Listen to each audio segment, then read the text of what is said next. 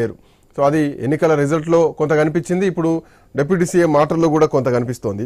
అయితే 10 ఏళ్లకు వచ్చేటువంటి వ్యతిరేకత కేసీఆర్ ప్రభుత్వం కూలిపోయిందంటే ఒప్పుకోవచ్చేమో కానీ మరి 10 నెలలకు 11 నెలలకే ఇట్లాంటి వ్యతిరేకత వస్తోందంటే ఈ అంశాన్ని ఎట్లా చూడొచ్చు?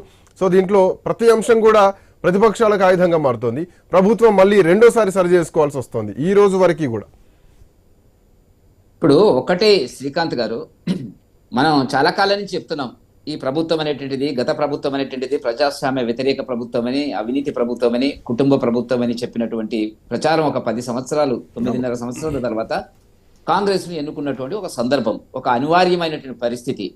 బీజేపీ అనుసరించినటువంటి విధానంలో కొంత ఆలోచన మాలో ఉన్నటువంటి పొరపాట్ల వల్ల ఇలా కాంగ్రెస్ అధికారంలోకి వచ్చినటువంటి మాట వాస్తవము, లేకుంటే మేమే అధికారంలో ఉండవలసినటువంటిది, లేకపోతే తెలంగాణలో ఏర్పడేటువంటి ప్రభుత్వంలో మాది కీలక పాత్ర అనేటువంటిది మాత్రం ఉండేది. దీంట్లో ఏం సందేహం లేదు, నిర్మోమాటంగా నేను చెప్తున్నటువంటి సందర్భం.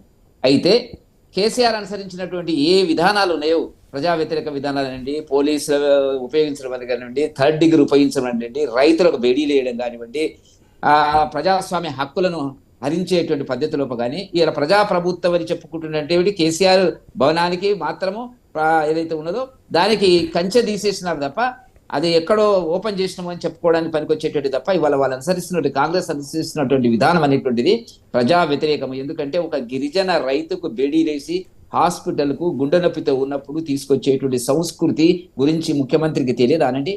నేను అదే చెప్తున్నాను, ముఖ్యమంత్రి అనేటువంటి ఒక వ్యక్తి వల్ల హోమ్ మినిస్టర్ లేనటువంటి పరిస్థితి లోపల ఏం జరుగుతున్నది శ్రీకాంత్ గారు? గురుకులాలలో పిల్లలు విష ఆహార పదార్థాలు, కల్తీ ఆహార పదార్థాలు తిన్నారు, హాస్పిటల్ అవుతున్నారు, చచ్చిపోతున్నారు. మహిళల మీద రోజు ఒక అఘాయిత్యం జరుగుతుంది, మహిళల మీద దాడులు జరుగుతున్నాయి, కుటుంబ ఆత్మహత్యలు జరుగుతున్నాయి, ఓల్డ్ సిటీలో దాడులు జరుగుతున్నాయి, వాళ్ళ మధ్య వాళ్ళకే దాడులు జరుగుతున్న సందర్భాలు మనం ఇవాళ చూస్తున్నాం.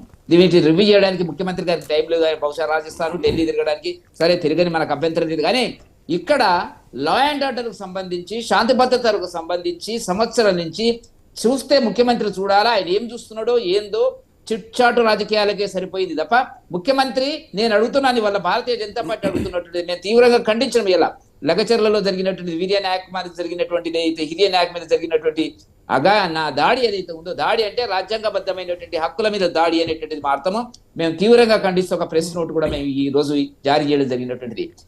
ఇప్పుడు అక్కడ జరిగింది ఏంది శ్రీకాంత్ గారు? రైతుల భూములు తీసుకుంటే వాళ్ళ కడుపు నొప్పి, కడుపు మంటదాలండి. వాడికి ఉండేటువంటి 1 ఎకరా 2 ఎకరాలు లాక్కుంటే మీరు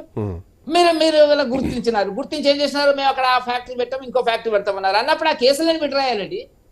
ప్రజాస్వామ్యంలో రైతులకు సంబంధించినటువంటి, ఇప్పుడు కాంగ్రెస్ ప్రతినిధి చెప్తున్నాడు అక్కడ, ఎక్కడ సుత్తులు చెప్తున్నాడు, ఖమ్మంలో జరిగిందట ప్రజా ఉద్యమం అంట. ఏది? రైతు ఉద్యమం అంట. ఖమ్మంలో జరిగింది రైతు మార్కెట్ లో మిరప పంటకు సంబంధించి, మిరప కొనుగోళ్లకు సంబంధించి గత ప్రభుత్వం ఏ రకంగా అయితే బేడీలు వేసిందో ఇప్పుడు ఇక్కడ వీళ్ళు రైతు ఏం తెలుస్తుందండి? గిరిజన రైతుకు వాడి యొక్క భవిష్యత్తు సమస్య, వాడికి ఉండేటువంటి పిల్లల యొక్క సమస్య ఉండే 1-2 ఎకరాలు.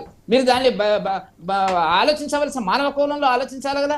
మీరు హాస్పిటల్కి తీసుకపోతే గుండె నొప్పితో ఉన్నటువంటి బేడీలు వేసి తీసుకుపోతారండి? ఏ సంస్కృతి అండి? ఎక్కడండి? ఎవరు చూస్తున్నారు ఇది? లా అండ్ ఆర్డర్ ఏముంది తెలంగాణలో? మీరు 1 ఇయర్ లోపల మీరు ఈ రకంగా వస్తే ఇంకా 9 సంవత్సరాలు, 5 సంవత్సరాలు, 4 సంవత్సరాల లోపల ఏ రకంగా రాష్ట్రాన్ని తీసుకుపోతున్నటువంటిది వాళ్ళు ఆలోచించుకోవాల్సిన అవసరం ఉంది. కాబట్టి భారతీయ జనతా పార్టీ ఈ జరిగిన సంఘటన మీద తీవ్రంగా స్పందిస్తున్నటువంటి ఒక సందర్భం. 10 ఏళ్లు వర్సెస్